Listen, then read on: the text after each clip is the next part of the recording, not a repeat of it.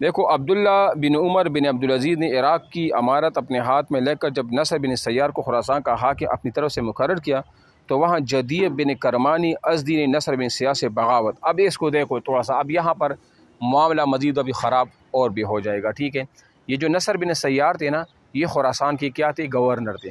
کہاں کی گورنر تھے؟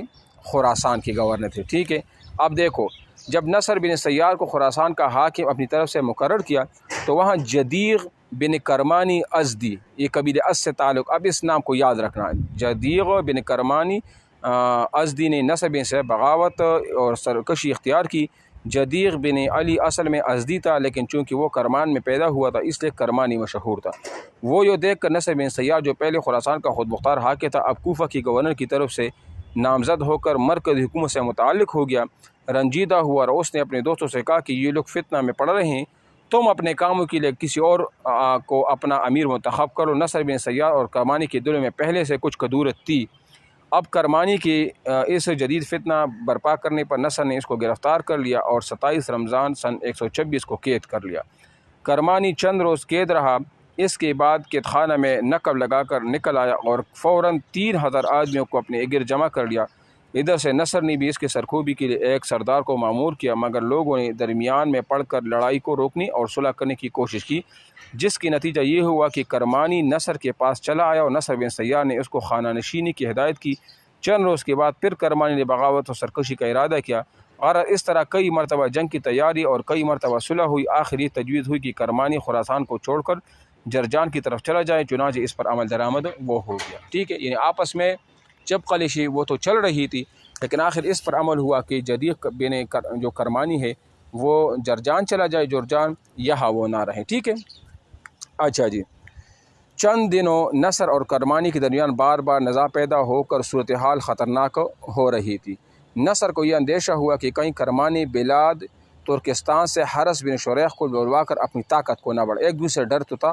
حرس بن شریح کا ذکر اوپر ہو چکا ہے، وہ 12-13 سال سے بلاد ترکیہ میں مقیم تھا. چنانچہ نصر نے حرس کو بلانے اور اپنے پاس لانے کے لیے مقاتل بن حیان نبتی کو بھیجا اور ادھر عبداللہ بن عمر بن عبدالعزیز کے پاس کوفہ میں اور یزید بن ولید کے پاس دمشق میں خطوط بھیجے، جن میں حرس بن شریح کے متعلق اندیشہ خطرہ کی اطلاع دے کر اس کی سفارش کی تھی کہ اس کو امان دے کر بلا لینے کی اجازت مرحمت فرمائے. دونوں جگہ امان نامے آ گئی اور ادھر حرس بن شریح بھی بلاد ترکستان میں آ گیا. نصر نے اس کی خوب خاطر مدارت کی اور مروورد میں اس کو ٹھہرایا. 50 درہم روزانہ اس کا روزینہ مقرر کیا اور کہا کہ آپ جس شہر کی حکومت پسند کریں گے وہاں آپ کو عامل بنا دیا جائے گا. حرس نے کہا کہ میں حکومت اور دولت کا خواہش مند نہیں ہوں، میں تو کتاب و سنت پر عمل و درآمد کرنے کا خواہش مند ہوں. ظلم و تعدی سے پریشان ہو کر ان شہروں سے نکل گیا تھا. اب 12-13 برس کے بعد تم نے مجھ کو پھر اس طرف واپس بلایا ہے. نصر یہ سن کر خاموش ہو گیا. حرس نے اس کے بعد کرمانی کے پاس کہلا کر بھجوایا کہ اگر اس نے کتاب و سنت پر عمل کیا تو میں اس کا طرفدار ہو کر اس کی دشمنی سے لڑوں گا، اور اگر اس نے کتاب و سنت پر عمل نہ کیا تو پھر میں تمہارا شریک ہو جاؤں گا، بشرطے کہ تم نے کتاب و سنت پر عمل کرنے کا اقرار کر لیا ہو. کس کو کہا؟ وہ جدید کرمانی کو بھی انہوں نے یہ خط لکھ دیا. اور نصر بن سیار نے تو انہوں نے اپنے پاس بلا لیا تھا، لیکن انہوں نے بیچ میں سے یہ کام بھی کر دیا. اس کے بعد حرس نے قبائل تمیم اور دوسرے لوگوں کو اپنی امارت کی طرف متوجہ کیا. چند روز میں 3000 آدمی نے اس کے ہاتھ پر بیعت کر لی. خراسان کی تو یہ کیفیت تھی کہ جو مذکور ہوئی. ادھر آرمینیا میں مروان بن محمد بن مروان اور جزیرہ میں عبد بن ریاح غسانی امارت کر رہے تھے. یہ جو یہاں نام آ رہا ہے نا آرمینیا میں، مروان بن محمد، یہ بنو امیہ کا جو آخری خلیفہ ہے جس کو محمد بن مروان بھی کہا جاتا ہے، اس کو مروان ثانی بھی کہا جاتا ہے. ٹھیک ہے، جب ولید بن یزید مقتول ہوا تو عبدہ غسانی جزیرہ سے ملک شام کی طرف چلا گیا.